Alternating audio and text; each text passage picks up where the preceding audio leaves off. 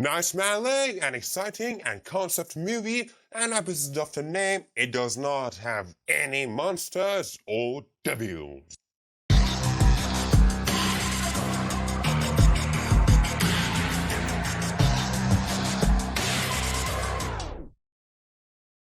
So, Cate Blanchett played her second movie for 2022. The first movie was Don't Look Up, the movie that I reviewed recently. I would be happy if you take a look at it. And the second movie was Nightmare Alley. It was a good movie, sweet, it had good story, and the story was based on William Lindsay Graham's 1946 novel of the same name. Willem Dafoe wrote the screenplay and directed the movie, but he is not the first one who made a movie from this novel. Edmund Goulding, who won the Oscar for Grand Hotel in 1932, adapted this novel for the first time by using Tyrone Power playing as a lead role in 1947. The movie is about a money-fashioned man named Stan, played by Bradley Cooper, who is penniless and coming back from a dark past, and now he wants to start his job as a carny at a traveling carnival, which managed by Clam, played by Willem Dafoe. In Carnival Stan, at first, he meets Clam, played by Willem Dafoe, and he starts working for him. Clam had a thin and ugly man, or maybe a beast, I don't know, with a hand on his hands. Then on that carnival, Stan meets Xena, played by Toni Collette, who claims that she can see people's life and their future and these bullshits. And her alcoholic husband, Pete, played by David Strathairn, who reads people's mind in parts. Also Miss Molly, played by Rooney Mara, a girl who works with electronic and she can surprise people and wonder them. And of course, she can scare them very well. And Bruno, played by Ron Perlman, who looks after Molly. When Stan learns codes of reading people's mind from Pete, he felt like this carnival is not enough for me. He could feel that he has a better, greater, and full of money future, so he left the carnival with his love for town to have their own shows and business and concerts, and in this way Stan meets Dr. Lilith Ritter, played by Cate Blanchett. Well, when they meet each other, we can understand that Stan is ready to do everything for money, but what does this beautiful and hot doctor have for Stan? The movie had a slow speed, but it doesn't make you boring. Also, it had nicer storyline, and you almost forget to check when the movie finished. It doesn't make you boring, it makes you exciting and curious. And at the end of the film, Del Toro gives you that same and old advice that the earth is round, and by that, he really surprises you. If you want to watch this movie, you need to be patient a little. Also, Del Toro combined the story with human nature by using characters. In this movie, characters have their own shows, and Del Toro, by the screenplay he wrote, he could show us characters' personality by their talents very nice. The talents which they use them on a stage. These shows could be at carnival or in the lubrication room with a psychiatrist. For example, Stan was symbol of lust, guilt, and greed, or Dr. Lilith Ritter was abuse of trust, lies, deception, greed and revenge, or Pete, an alcoholic, scammer, liar. Xena was lust and lie. Well, all of these stuffs were the dark and negative side of human.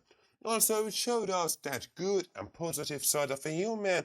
For example, Molly, she was about sensitivity of human on lies, positive side of fear, which in some points can lead us. It had more simple side of a human, or I don't know, risk side, animalism side.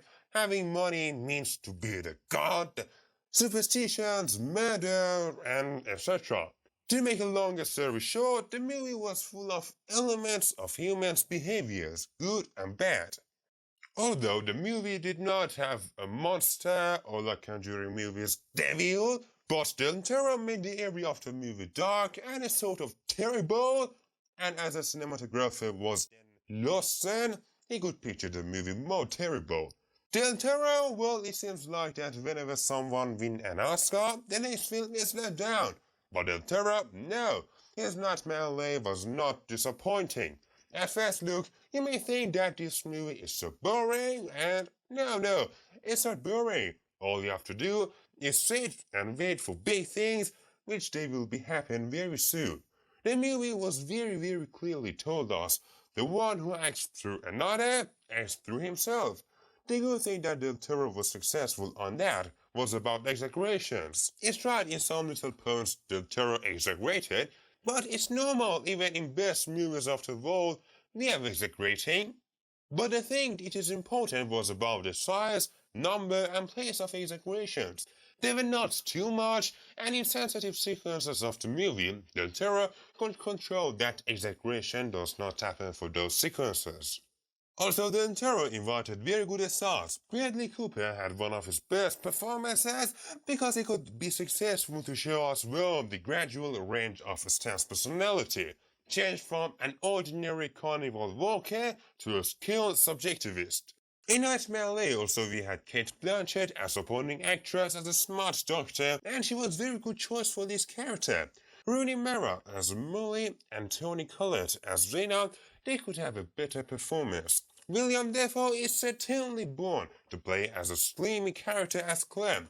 And about Bradley Cooper, well, he was able to play the ups and downs like he did it at A Star Is Born. Bradley Cooper is a stand who right from the start is wrong. He left a dead man in a building and set the home on fire. Then he joins a night carnival, which is more like British Got Talent, where people of that carnival full watches in very professional ways. One of the shameless points of this movie was this: the movie's budget was $60 million. Also, the movie could be nominated for Academy Award, but the box office was horrible. $30 million.